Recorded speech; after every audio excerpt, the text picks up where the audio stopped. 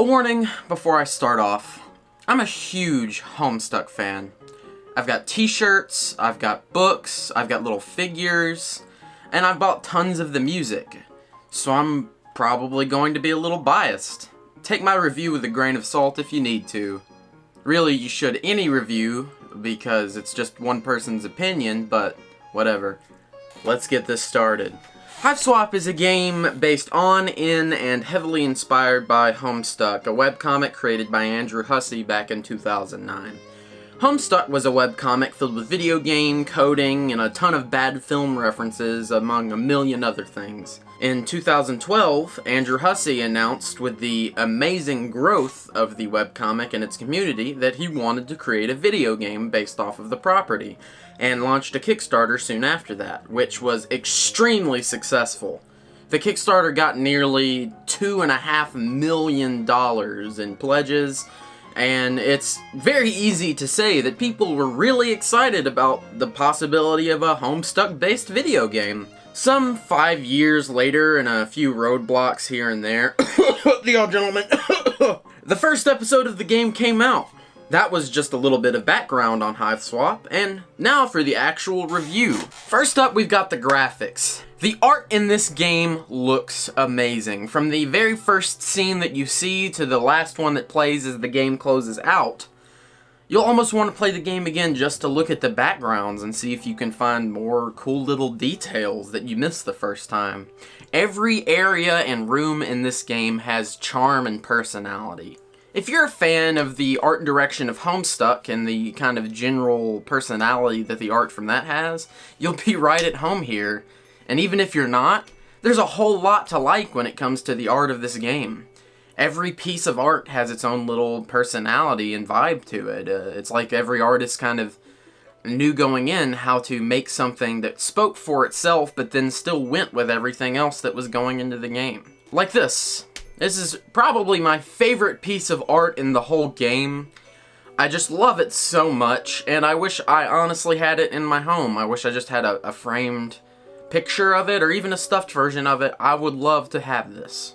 The character design is also pretty great. It's a little simple, but the game manages to breathe a whole lot of life and characterization into the characters just through these simple designs, and to a degree give a nice contrast to the extremely detailed backgrounds and little bits of art here and there throughout the map. I do have some problems with some of the character designs, specifically the monsters you fight at the start, insanely weird looking and creepy. How do you see light without eyes? How do you even know that there's light there? And this! What is this?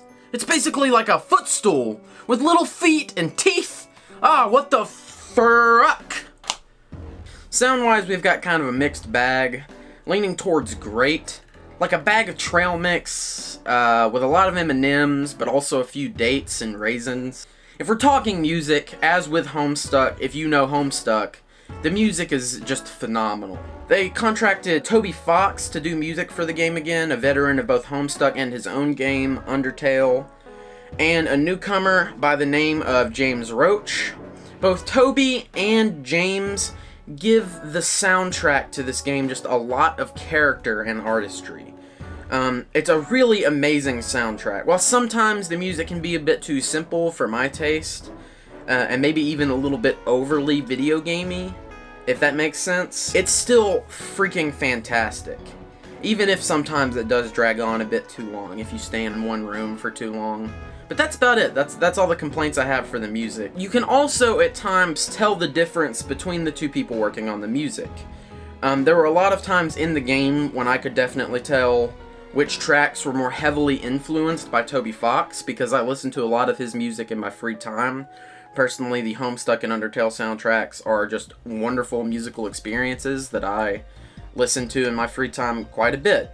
But you can also tell which ones James Roach had a lot of input in. The more you listen to it, you can hear the unique sounds and work that each creator put into it. And you can tell which ones they kind of went in half and half. I'm honestly really excited to listen to more of James Roach's creations in the future, just based on the work that he did in Hiveswap. When it comes to game sound, as in like sound design and things like that, Hiveswap is honestly a little bit barren. While what is there is good, it's very sparse, and sometimes you can hear like the quality of the sounds being recorded just aren't that great. Like, they didn't do too good of a Foley work on it. Basically what I'm trying to say is the sound work on the game can sound a little unprofessional at times, but what is there is good, and it doesn't necessarily take away or add to the game. It's just kind of okay. Now for the gameplay, and lastly the story. When it comes to gameplay, Hiveswap is a point-and-click adventure game, and it doesn't necessarily stray too far from that formula.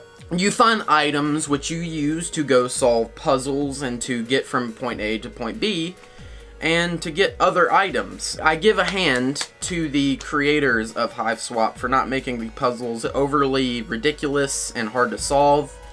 You know, a lot of older point-and-click adventure games had, like, you fixing a television with a shoe and a stick of gum and, like, a radiator.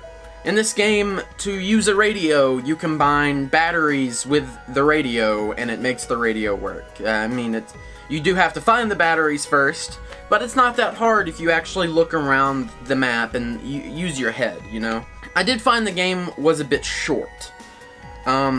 It took me, on my first playthrough, maybe 2.5 to 3 hours to beat, which I guess for a point-and-click adventure game, especially one that's going to be episodic, that's not a really big deal.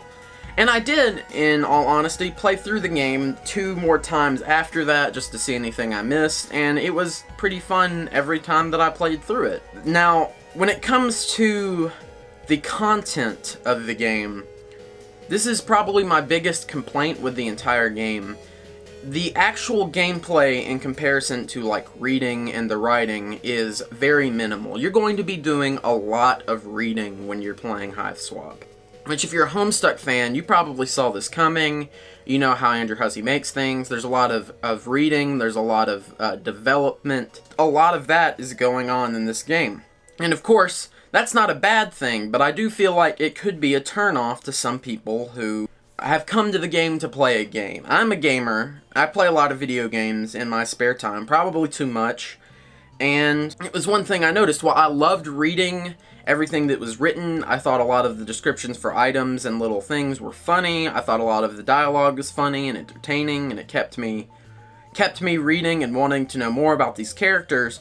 I know from basically a generic person's point of view that that can be a turnoff. Now, if you like point-and-click adventure games and you like graphic novels and you're okay with the reading, this is fine. It might be even great for you. In fact, it makes me want to be ready for the next part to come out so I can find out more about the story. But like I said, what is there gameplay-wise is great. Pretty fantastic overall, and just the only complaint I have is a lack of actual gameplay.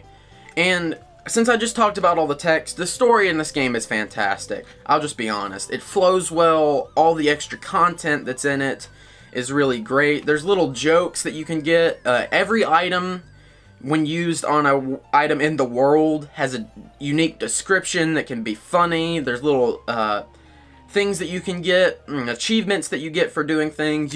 One achievement, like you can fax some pogs, because the game takes place in the 90s, and it's pretty funny. When I did my getting all the achievements playthrough of the game, you had to try and feed dog treats to stuffed animals, and every time you do, the character's kind of like, well, it's dead, it's not gonna need it. And it's just really funny. You feel for the characters when there's little tragedies and things like that, little funny things like that. Even with all the silliness that's going on, you feel for the characters and kind of what's going on in their world and what they're dealing with. And it's relatable, especially to me. I was a kid in the 90s. I was born in 1995. I have that nostalgia because just seeing stuff that I saw when I was a baby, you know what I mean? All in all, Hiveswap is a pretty great game to me as a fan of Homestuck, and I think it honestly stands on its own as an experience removed from Homestuck. It's a pretty great game. It's a lot of fun. If you like point-and-click adventure games, you're gonna like this game. And I give Hiveswap a 7 out of 10. It's a great game, honestly. It's a really good game, but it stands to be improved. They need to work more on the balance of gameplay and writing. The sound could use a little more work. The art is fantastic, and honestly, I'm just really excited for the next episode, and I feel like it can only get better. And I know that's probably setting up a little precedent for disappointment, because usually when you're just thinking, oh, it's only going to get better from here, you'll just be disappointed, but I had really high expectations for this, and I'd say I wasn't disappointed. It's definitely not a 10 out of 10 as a video game, but as its own little experience, it's amazing. So, pick it up. It's only $7.99. That is a great price. I usually compare video games to movie pricing, and for $8 for what I got on my initial playthrough, 3 hours, and my other playthroughs came out to about 5 hours, that's a good amount of money for the ticket price, as they'd say. So check it out. Hiveswap is on Steam, and I think it's on GOG or the Humble Store as a DRM free purchase. Thanks for watching. I hope you enjoyed this video. And yeah,